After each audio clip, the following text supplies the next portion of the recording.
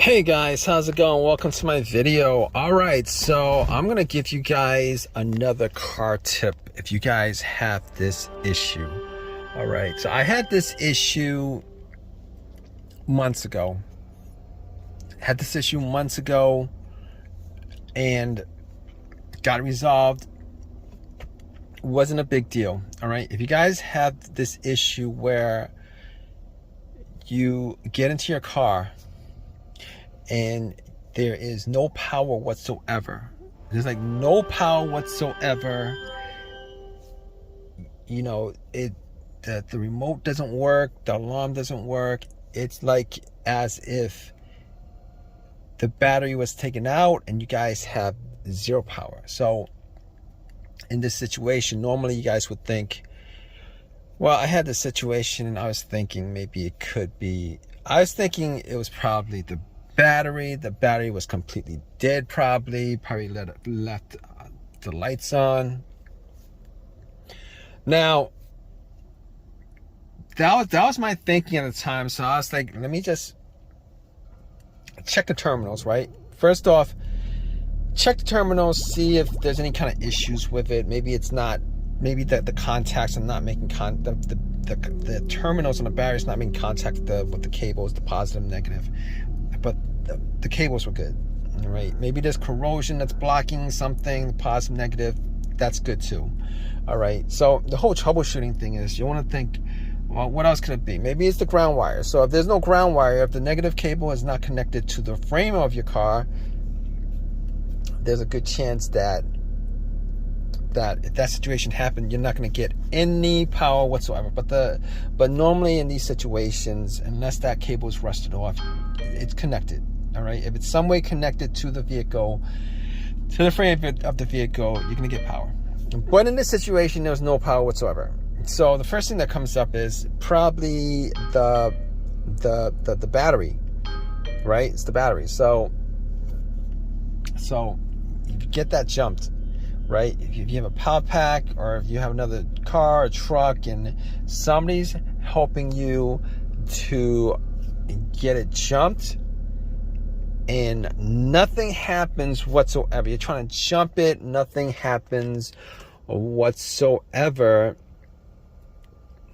first of all, you're going to know that it is an electrical issue. Second of all, you're going to know that it is not a battery related issue at that point, because once you put cables on it, you should be getting some power to the vehicle. Right, once you put cables on it, you want to leave it there. If the battery's 100% dead or drained, you're going to leave it there for a good couple of minutes for it to at least charge up to get enough crank power to crank your vehicle. But you should get some beeping. You should get the alarm be working. You should be able to get the windows working. You should be able to get some kind of the dash working, etc., etc. Right? But in this situation, you get nothing. Even when you jump it, you get nothing. Okay, it's still dead. There's no beeping. It's as if the battery is 100% disconnected from the car, and you have no battery in the car. Right, so at this point, what's best to do is, you can, before you even jump it, you could actually test out the battery. If you have a voltmeter battery tester, they sell those for like $12 at Amazon or whatever. You can try that, see if the battery is good or not. But in this situation, it's probably not the battery that's the problem. It's not your fob key. It's nothing like that. All right, it's electrical. It's 100% electrical. It's 100% having to do with the power supply, the battery not having a connection at all to the electrical circuits of the vehicle, meaning that the cables in some way are disconnected. Okay, so if you have this situation, and in a way the cables are disconnected, what you guys want to do is, you guys want to check out the fusible link. All right, now the fusible link is essentially a fuse box. Now there's a fuse box and then the fusible link is just the first setup that actually safeguards the electronics in the car. The fuses are the second setup that safeguards the electronics in the car. So there's a couple of setups that safeguards the electronics in the car, so that if there's any kind of surge or any kind of overheating, as far as oversurge of the battery or whatever, alternator could, oversurge with electricity, burn out electrical components and stuff like that. All right. Now, the fusible link is connected from the positive line to the fusible link, and then the fusible link has the terminal that connects to the battery. Now, on the fusible link, there is a main fuse link, and then there are a couple of other fuse links. All right. What you want to do is you want to look at it, because there is a clear cover over them, over the links. There's a clear cover over the links. All right. You want to look at the links to see, and you could see whether the links are still connected, whether the fuse is still connected, or if it's burnt and disconnected. Okay. You can look at it and see if that's the issue. Okay, so in that situation, what you could do, if you have that situation where the link itself burnt and it's blown, and essentially it's a fuse essentially. Okay, if it's blown, you're gonna have to swap out the link altogether.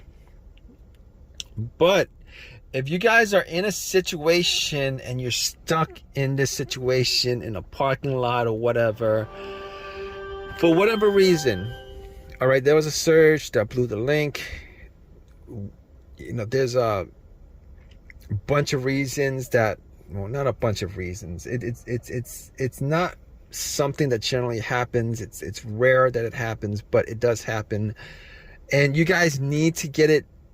You guys need to get it working again. You guys need to get it turned on, etc., etc. What you guys can do is you guys can try to connect that link. All right, but you guys might be able to run alligator clips if you guys have them. Most people don't.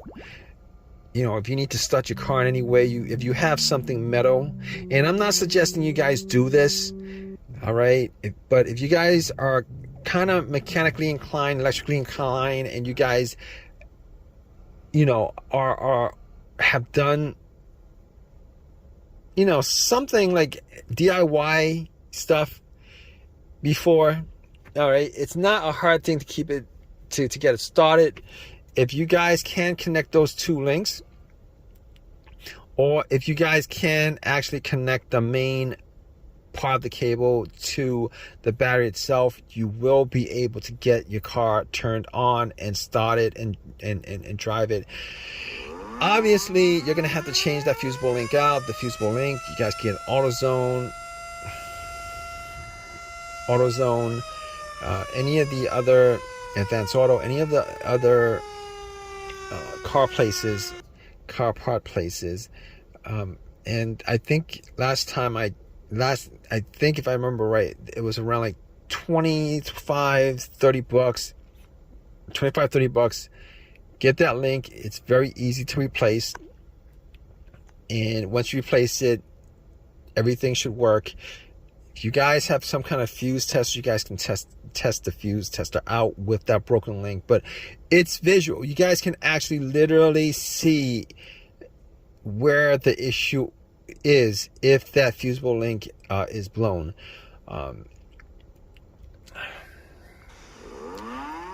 So if you guys can swap that out, you guys will be able to get the car or your truck or whatever it is that you're driving. You can get it started, and definitely you guys have this situation.